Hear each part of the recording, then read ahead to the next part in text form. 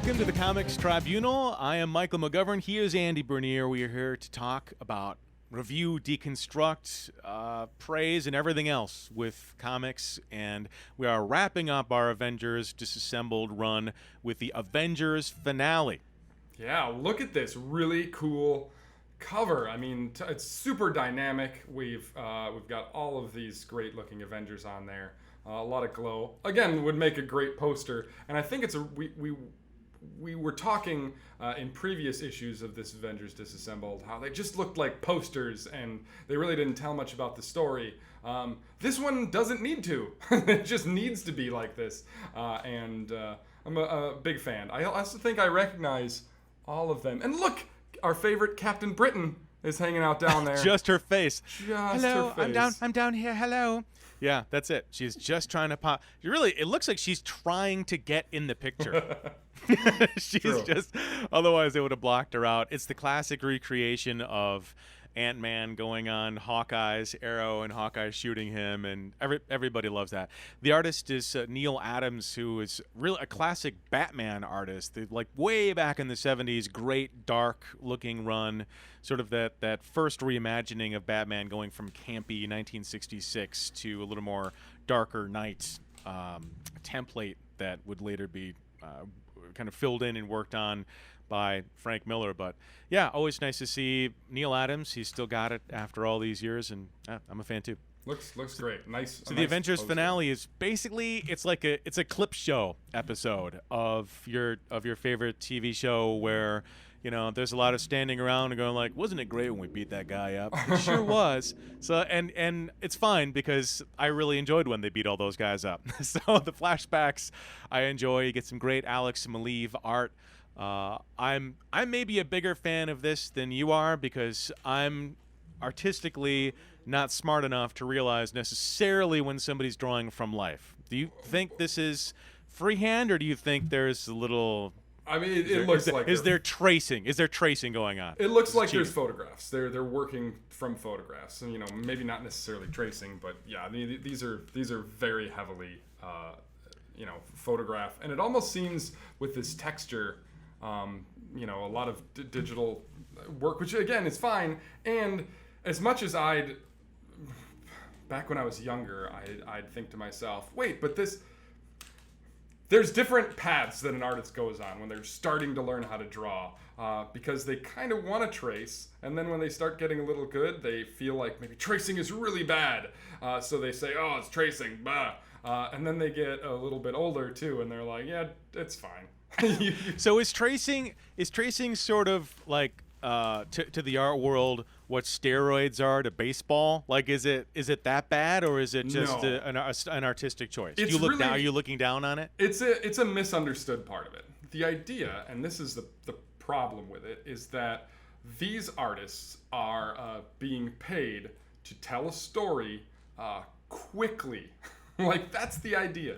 So, as an artist, you're using all that you, as an illustrator, you're using all that you can and all the tricks that you know how to do, so that you can create your image and make it look a certain way so that people like it and then they want to buy it. Now, when I say that, you know, this artist, I'm assuming took all of his own photographs, if that's the case. And maybe I'm wrong, and this guy's just this good at just drawing from his mind.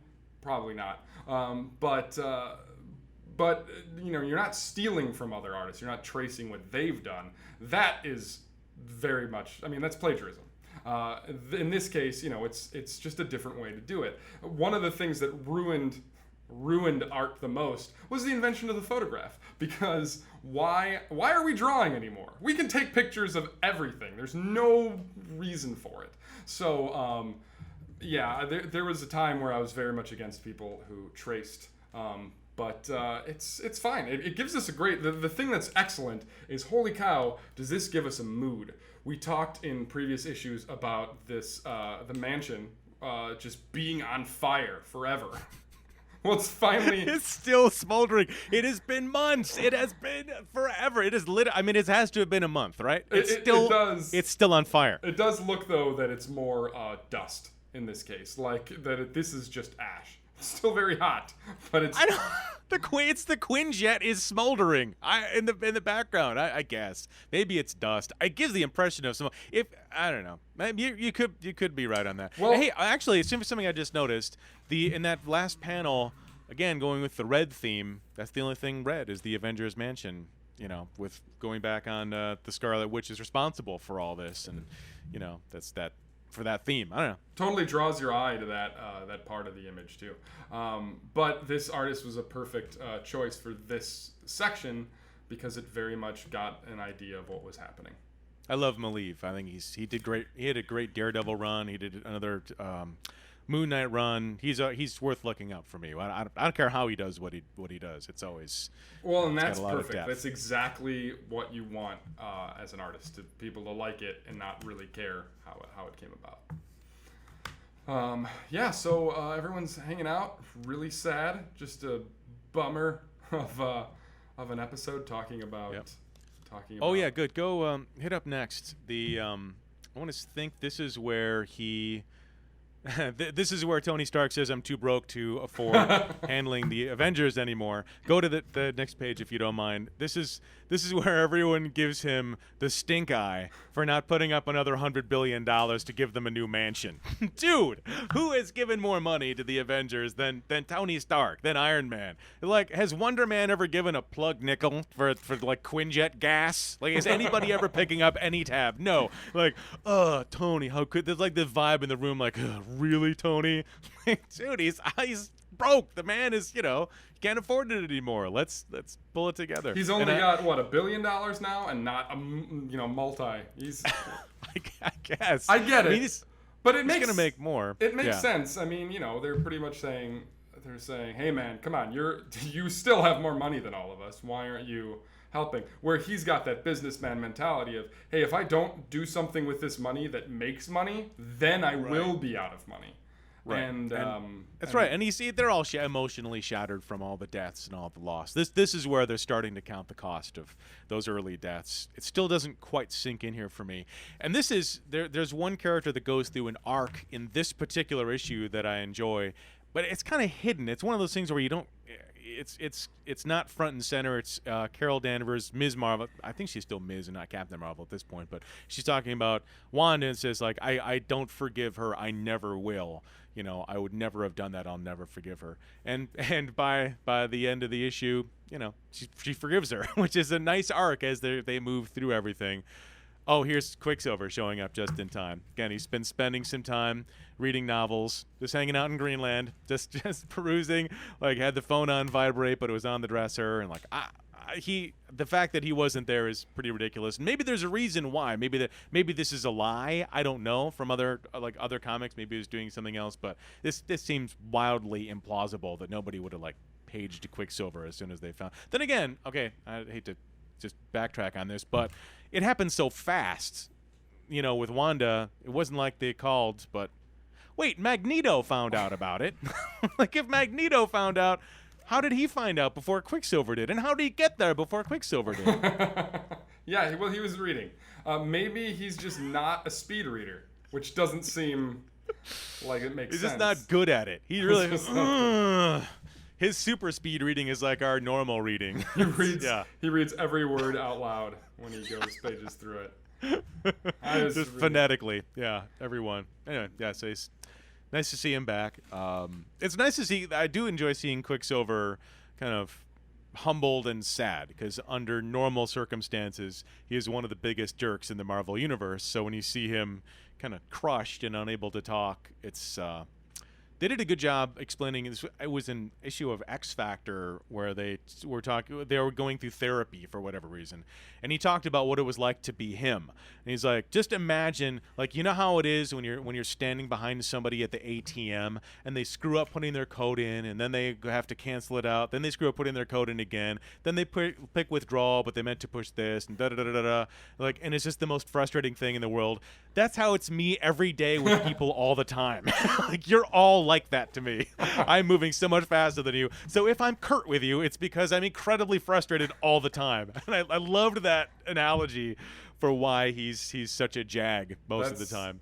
That is a great analogy. I like that a lot. I would have never I would have never put that together. So thanks for that. Good job. I think it was Peter David, the writer on that one. It's had to be like 15 plus years ago on it, but kudos to him. Well, he takes off as soon as he gets there, pretty much. Well, you guys gotta finish that book. But look, that's not gonna finish itself. So moving on, we've got. Is it the clip show time? It's about Almost to. clip They're show. about to talk about Yeah. what their favorite parts of the Avengers were. Farewell, Avengers. Yeah, best moments. I really enjoy the art on this. It does such a great job of, making the Hulk simian, like the early Hulk where he was really kind of like more Mr. Hyde than anything else. He was just really a brute. And also brought home how preposterous the Wasp's costume was. And how goofy, the Iron Man's early costume was too. It's just with the antenna sticking off, which is going to get broken off in roughly 10 seconds in any fight you're in. Ping! Oh, dang it! I gotta replace Lost that. all communication. Dang! Ah. Hello, come in. Over. Oh no, I got it. Repairing this means I can't afford to fund the Avengers anymore. It's probably why. I need more antennas. No, totally. And whose was this? This was because each person talks about what their best moment This is was. Tony. This is Tony talking about his favorite moment, talking about how it's the best money I ever spent. And then Jan's favorite moment, of course, the next page is meeting a hot guy, which I enjoyed. Yeah, that's her favorite moment. Having Captain America, who appeared in Avengers issue number 4, really early on, and completely changed kind of like the tone and the tenor of the Avengers, which I like. What do you think of the art of these first 2 pages? I like them. And then this one too. They really have. I think the art in all these. The nice thing is that these artists got a full spread, and the nice thing about putting in a full spread is there's a lot of chance to do some repetition. There's a lot of chance to do some really great detail. We look at the chest hair that's happening on the Hulk here, and this repetition of the background, and you can really focus on all these details to really make it separate from a panel, which is just, hey, tell a story, and hey, here's a full splash page where you can really get emotion and all this other stuff down. So, liking that quite a bit. Same thing here. Holy cow! The detail, repetition really helps in any good illustration. That sort of thing. So you got all these repeated lines in the background and things happening. Whose was this? I think it was Beast. Is this Hank? Might have been Hank Pym. I think it was Hank Pym, actually, wasn't it? Yeah, it's Hank. Yeah, I get that Hank's favorite memory did not involve Ultron, and his because he created it, and it made sense. Like, this is like lots of fights feel compromised, which is every fight he ever has with Ultron, because they wouldn't fight with Ultron if he hadn't created him in the first place. I like that he feels like he wanted a clean victory for his favorite memory, and that made sense to me. Yeah, that was nice. And then this is Simon. This is Wonder Man, who is as deeply involved. The Vision, okay, this is Marvel lore for those who are not familiar with it. The Vision was created by Ultron to be his slave, basically, and he's created off of the brainwave patterns of Wonder Man, Simon Williams. So the Vision is like Simon, but not, and fell in love with Scarlet Witch. Well, Simon also loved Scarlet Witch, so it was Simon was in a love triangle with himself and lost. So Wonder Man's complicated, but that his favorite memory is that Can you do they were there together for me, because you've mentioned Wonder Man a lot. Who's Wonder Man, and what like the he was the blue dude. Remember in the earlier I saw Avengers him. Disassembled issue? I guess I still don't know what he does or what his power, like. Sure. 1 minute, like, who is he? You bet. Early on, he was a guy who was started out evil. Basically, he was in the Masters of Evil with Baron Zemo, who was the one of the foes for the Captain America Civil War movie. Anyway, so he showed up there and betrayed the Masters of Evil and died, and was resurrected as this ionic energy being, like as strong as Thor, as tough as Thor, and immortal, basically. And he's just had an on and off career of being a really B Avengers character, and goes back, kind of tends to flip-flop as far as even wanting to be a hero. He mainly wants to be an actor, which is preposterous considering, again, he's as strong as Thor. But that's his main deal. That's kind of his. He isn't okay. A friend of mine just told me about it. Was he? I feel like they had like little cameos of him in like Civil War. Did they not have like a? I thought they did. I thought they had Nathan Fillion playing the guy who played Wonder Man in a movie in like a poster in the background in one of those movies. Really? Yeah. Oh, well, I have to. Maybe you can throw it up in the comments on here if you can find it, so that folks can get to see it. The actor thing, that's the thing that got me. I was like, oh, okay, cool. Yeah, I remember hearing about that. But he wound up only being his eyes are red. They're red and glowing, so they're not like they can cast him in a whole bunch of stuff. So he wound up being a stuntman because he's invulnerable. You know, great. in the 70s he was a stuntman, and then they came up with CGI and he's out of a job. So he said he's kind of a floundering B to C level character, but you know, I get why his favorite moment would be Vision and Scarlet Witch, because he loved her too, and Vision is effectively him as a robot. Yeah, for sure. All right, so then this is Hank's other Hank. This is Beast's. Yes. Okay. Yeah. Favorite one. This is Beast, where they fought Korvac, who is like an almighty dude who really never showed up again, but they fought Korvac, it was a big deal at the time. It was like one of those kind of a big event thing for the Avengers, but as far as I know, they never really brought him back in any meaningful way, but it's one of those milestone kind of fights. Always seems a little weird to me to see like what exactly are they standing on? Like, Black Widow, what are you doing? You're in space, I think, but anyway, it was long enough ago, the Korvac saga. I need to maybe reread it again, but it's long enough ago, or maybe the nostalgia for it is better than the actual story. I don't know. We might have to go back and do a tribunal on that one. We'll see. All right. Go ahead. Go ahead. This is your move right here. Well, remember all the stuff I talked about. It's like, hey, you've got this great big page, and you can do so much stuff with it. This guy does half of it right in that. All right, here's Thanos falling on the ground. I don't really want to do a background, so I'm going to do this. And actually, the pattern's fine. But holy cow, is that the Human Torch? I'm assuming No. Who is that guy? I think it's the original Captain Marvel or Rick Jones, or the fact that I don't know is probably not great. But all right, so you've got these characters. Sorry, Captain Marvel's about it. It must be Rick Jones. Okay, I don't know who that is. I should know. I absolutely should know, and I'm blanking on it right now. It's not Human Torch for sure. Well, the ink work and the line work of that character is just so thin compared to everything else. There's not enough contrast. This seems rushed, to say the least, and I do not like this at all. You couldn't put this in. You couldn't give me this picture for me to hang it up and be like, yes. Actually, if you took out that flaming, I'm trying to cover it. If you took him out and or drew him better, maybe that would be it. But there's something way off. Yeah, this is Mike Avon Emming. I hope I'm pronouncing that right. He draws Powers, which is now a TV show. Yeah. And he does some good work in Powers. I don't know that his particular style suits this scene. I think he would have been better suited doing something else. He's a really stylized kind of a. I like it. It's glaring. I like this, but it's glaring compared to the other things. Yeah. That's the problem. You're immediately comparing it to all the ones that came before. I mean, that's Gord. The other one is like that is something you'd hang on your wall. You know, one of the previous ones, and yeah, by contrast, it suffers for me. Well, whenever I try to talk about art too, I try to separate the art from the artist. And any of you viewers out there who are wanting to be artists, if anybody criticizes your work, it's very hard as an artist, or I'm assuming as a writer too, to be able to separate yourself from your art. You feel like, and if they're criticizing you, and oh man, this is me that they're no.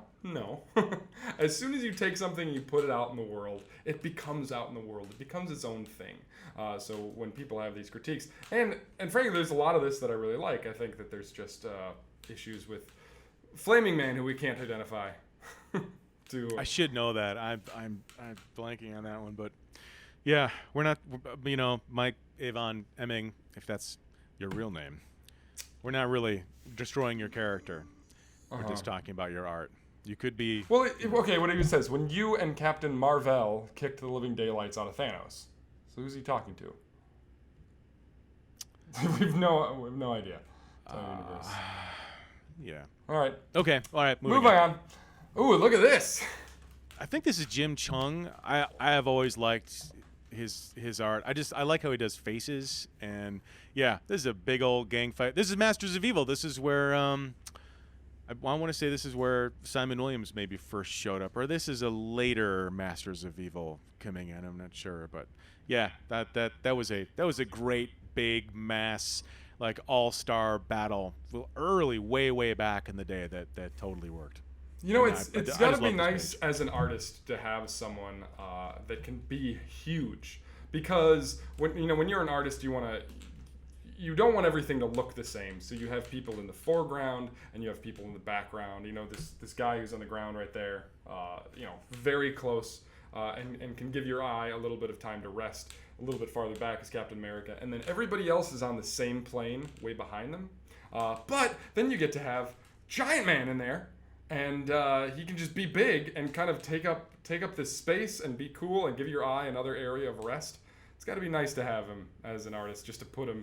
And all of these artists that do it well, the cover of this did the same thing, where he was holding everybody. It was just kind of a neat thing to do. So I like it.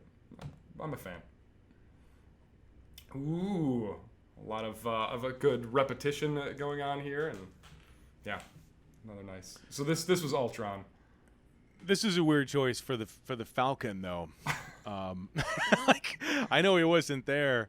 It's a little odd. I would have thought that he would have picked a Captain America one, but that's okay. Can throw a curveball, I guess. It was just one of those, if I had to sit back and think about Sam Wilson's favorite, Avengers moment, even one he wasn't there for, it just seems weird that it would be this one in particular. But it would be Finding Captain America, right?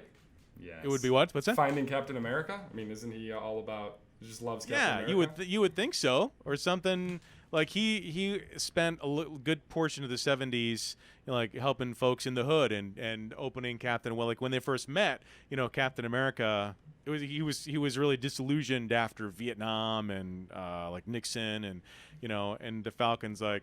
It was like kind of blaxploitation 70s, like right around Luke Cage coming in. The Falcon teaming up with Captain America was Falcon opening his eyes, like let's look what's going on in Black America. There's a whole nother America. Take a look at that. So he was kind of Sam at that early on was really active in sort of like Black activism, and so I would have thought something more like socially conscious or something like that. Just like. Yeah, my favorite moment is when that big white Aryan dude beat up the robot that he created in the first place. Like, all right, sure, Sam, if you say so. I think it maybe could have picked something a little more relevant, like, I don't know, T'Challa doing something, or I don't know. Would it be fair to say that they did the art first and started to commission the art and then said, hey, write a story around this? I'm so pissed at myself that I didn't think of that. Yeah, I think you're right. I think that's probably it. Like, here, draw your favorite Avengers moments, blam, and then put some words around it. And the actual dialogue is really good. It's just it's not necessarily who you'd think would be saying it. But yeah, I think that's probably pretty fair. Yeah, totally. All right, and they're hanging out and feeling sad. Okay. Which creepiest dinner ever. I mean, like. Let's have this final dinner at this torn down table. Everything's still smoking and on fire, by the way. But that mansion will never go out. I like how Beast sits with his butt hanging over the top of the chair. Although I am happy that he's sitting next to Simon Williams, Wonder Man, his best friend. Finally, they get to have a little chit chat. Like, hey, how come you didn't stand next to me in the earlier comic? I don't know. Sorry, look, my butt hurts. Can I sit like a normal person? No, you're Beast. You sit on top of the chair. Anyway, so. Pray continue. I love the toast. Hey, the toast, first toast from Tony Stark, my man, Jack of Hearts. Jack Hart. That's right. because he got Jack of Hearts, basically was mentored by Iron Man.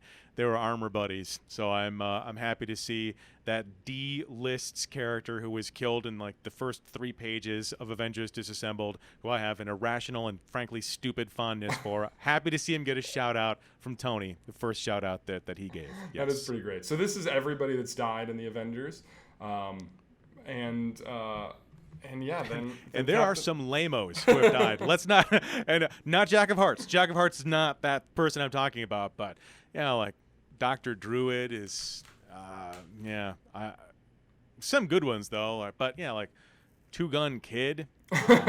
Sorry, I know that some Two Gun Kid fan is just like, I waited for all these video blogs to see what you're gonna say about the Two Gun Kid. There's a single tear coming down. What are you talking about, partners? Probably, if you're a Two Gun Kid fan, you're probably talking like that. I'm sure you are. Thunderstrike, Gilgamesh. I mean, this is every character is somebody's favorite. The Two Gun Kid dude was mocking me for liking Jack of Hearts. You like who you like. Whoever you saw when you were younger, more power to you. I'm completely with you. And then Wanda at the end too, which was that's story the arc. Character arc. Beautiful. She was able to forgive. Her never does not last very long. If Captain Marvel makes you a promise, forget about it. Yeah. She's I will never. Okay, yes, I will. Well, whoa, what? Just like 20 pages ago, you said you'd never forgive her. Now, is that Jarvis taking a drink at the bottom as well? It is Jarvis. Not fit apparently to have a drink with the Avengers. Clearly go into the corner where it's still smoldering to have your drink, Jarvis. This is Avengers talk. And I actually really loved that they came out to all of these people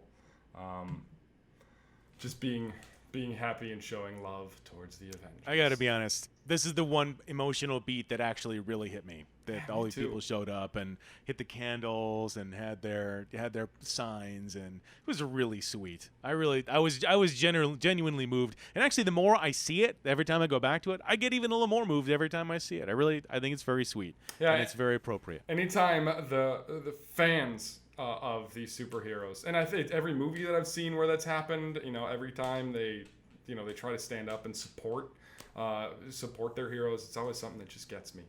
Yeah. Same here. It's very cool, and it's a good counterbalance to the early thing where where the government, like Tony Stark gets drunk once, and then a few of them get murdered, and the government's like, done with you, flips them to the birds, and that's it. Like, what? Where's the loyalty? The loyalty comes from the fans in many ways. So it's I think a very fitting wrap up to Avengers Disassembled. Well, let's do some overall verdicts here. What did you think overall of the whole series, both story, art, the whole thing? What do you got? So again, this was like the first superhero comic book series that I've read. I read the Ultimates a while ago to get me introduced to the idea of the Avengers. But we were starting to do this, and you said, hey, let's start with this. I said, okay. And it really threw me into watching everything just get destroyed, which I think is good in that, it reboots, and then we can see that reboot happen, which I'm really excited to check out. And I liked it. The thing I liked the most about it was being able to say, hey, Mike, what is going on with this character? And what's happening with this? And you being able to fill me in on all of this stuff. As a matter of fact, I think that's my favorite thing about comics, being able to talk about it with someone like you. And that's why we decided to start sharing this with everybody else. So we could just talk about these comics, and hopefully, some of you can listen. Love talking about it with you, too, because you fill me in on artistic perspectives that I have never even considered before and make me look at it in a new way, which is why we're doing the Comics Tribunal, because we're coming at it from these two totally different points of view, and hopefully giving you a more complete picture and a way of looking at sequential art with a more critical eye. The reason that I selected this for being our first one together, it was because this is sort of the beginning of the most modern Marvel age to me. It's the tearing down of the 90s Liefeld, heavily image, tiny head, huge gun era. and where it was all about nothing had to make sense. It was all about image. It was not about necessarily story beats and conversation and the deepening of characters. This was the new, for me, this is where it all began, where you're seeing the Marvel movies really take off from a lot of the stories that are jumping off from this. But to get to that, you had to tear down the old. This is what this did. It was effective in tearing down everything that came before, rebuilding the Avengers, which is really their kind of primary super team, or at least it is now, and moving ahead with it. I'm not sure that in hindsight I would have recommended this as a starting point for any comics reader, because it's deep end of the pool stuff. You know, like, this guy shows up. Who is he? He's dead. Who's this? He shows up. He's torn in half. Like, you know, if you're coming in blind from comics, this is not where I think you necessarily should start with it.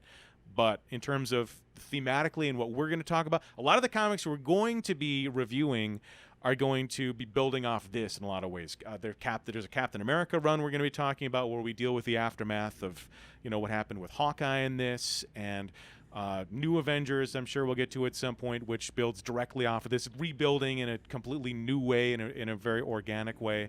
But this forms the foundation for me for the modern Marvel universe. For me, as a story, it's lacking. I'm a big Bendis fan. I don't hide that. But this, for me, it feels rushed. I know that he wants to make it feel like, you know, it's all happening at once. It's like real life when stuff is happening and you don't have time to cope. But that's real life. In real life, you put it together. In a story like this, you need context, you need story, you need beats, you need foreshadowing, there's all these things you need to put it together with so that it has an emotional resonance. And early on, it was none of those things were happening. You had all these terrible losses, and we felt very little. Even characters that you were aware of, you know, Vision and like Hawkeye, it's a big character that even you know about because of the movies and everything like that, and we felt basically nothing. So for me, in that respect, it was a bit of a failure, but it had a lot of other really cool beats in it too, and we'll get to more. I had a total blast doing the Comics Tribunal, Avengers Disassembled, and we want to very much thank you for viewing and enjoying, hopefully. Yeah, absolutely. So don't forget to subscribe to our channel. Check out our other comics, or if you haven't seen the beginning of Disassembled, you can go back and check that out. Thanks for watching.